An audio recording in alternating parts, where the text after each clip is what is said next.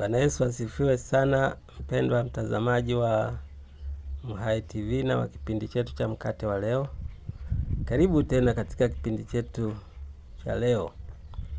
Bado tuko katika kipindi cha mfungo, yani Kwaresma, na bado tunayatazama mambo mbalimbali yahusianayo na kipindi hiki. Tuko katika kueleza mambo yanayotakiwa kufanyika wakati huu wa Kwaresma.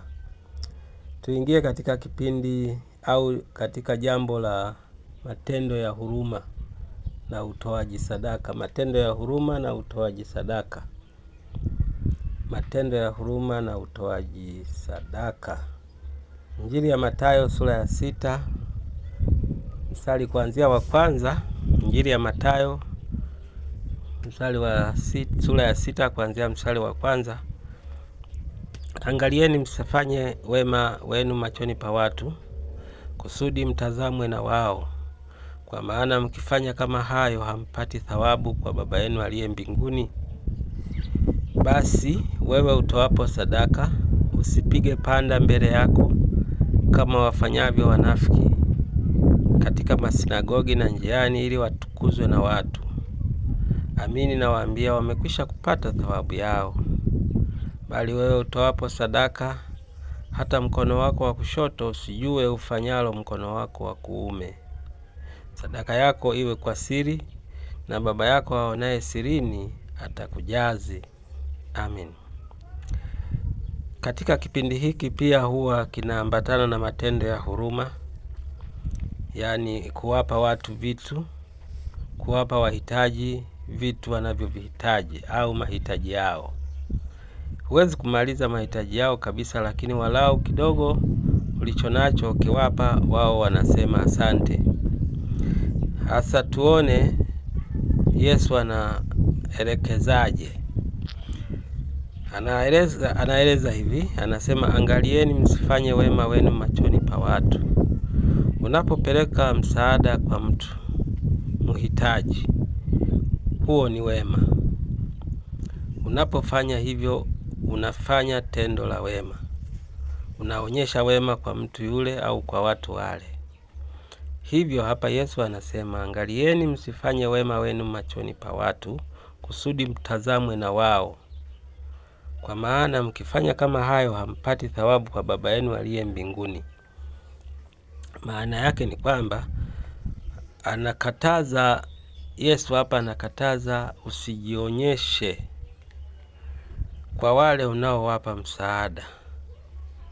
Usijionyeshe kwa wale unaowapa msaada. Anasema msifanye wema wenu machoni pa watu, kusudi mtazamwe na wao. Kwa maana mkifanya kama hayo hampati thawabu kwa Baba yenu aliye mbinguni. Yaani usijionyeshe kwa watu kwamba unawafanyia wema. Unawafanyia, wao hawawezi. Wewe ndio unayeweza kuwafanyia. Yaani wewe bila wao hawawezi. Bila wao hawapati. Bila wewe hawapati. Ukifanya kwa njia hiyo unajionyesha kwa watu kwamba wewe unafanya. Hapa Yesu hataki, anasema ukifanya hivyo kwa kujionyesha, ili watu wakuone unasaidia, ili wao wanaowasaidia wakuone kweli wewe unastahili kuwasaidia na unajitapa kwamba unawasaidia. Yesu anasema umekwisha kupata thawabu yako. Yani umepata thawabu yako kwa kujionyesha kwao. Lakini hapa Yesu anasema basi wewe utoapo sadaka, usipige panda mbele yako kama wanafiki wafanyavyo katika masinagogi na njiani, ili watukuzwe na watu. Unapotoa sadaka yako usipige panda, yani usitoe sauti kwamba jamani mimi naangalieni nawapa hawa msaada, angalieni mimi natoa sadaka yangu hii. Hapana. Unachotakiwa ni kutulia. Mungu amekupa, basi peleka kwa utulivu na kwa kimya. Usitake watu wajue kwamba unatoa. Anachosema hapa, anasema Amin nawaambia wamekwisha kupata thawabu yao. Wanaofanya hayo wamepata thawabu ya kufanya hivyo. Angalia neno la mwisho, anasema bali wewe utoapo sadaka, hata mkono wako wa kushoto usijue ufanyalo mkono wako wa kuume. Sadaka yako iwe ya siri. Sadaka yako iwe ya siri.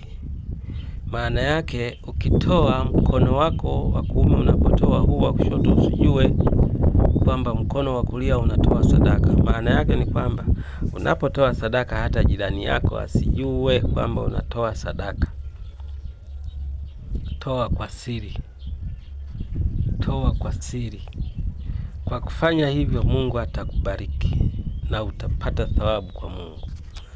Ndio maana anasema bali wewe utoapo sadaka, na mimi nakwambia bali wewe utoapo sadaka yako kumpa mtu, utoapo kitu chako kumpa mtu anayekihitaji, hakikisha jirani yako hajui. Toa kwa siri. Kwa nini anasema sadaka yako iwe kwa siri? Na Baba yako aonaye sirini atakujaza. Yaani Mungu aliye sirini atakujaza kwa kuwa umetoa kwa siri. Lakini ukitoa kwa kujionyesha, hutapata thawabu ya Mungu, bali utapata hasara. Mungu wa mbinguni akusaidie, akubariki, akuwezeshe kufanya mambo kwa siri. Matendo ya huruma fanya kwa siri. Peleka msaada kwa siri. Hata yule unayempa mwambie, usimwambie mtu. Kama ni hela mpe kwa kama unamsalimia fulani hivi. Yani watu wengine wasione kwamba umempa. Toa kwa siri. Nini? Ili upate thawabu kwa Mungu. Mungu wa mbinguni akubariki na kujalie. Najua umeelewa ninachosema, na nikutakie kila laheri katika kutoa. Usiache kutoa, maana utapata thawabu kwa Mungu. Kwa jina lake Mungu Baba, Mwana na Roho Mtakatifu. Amen.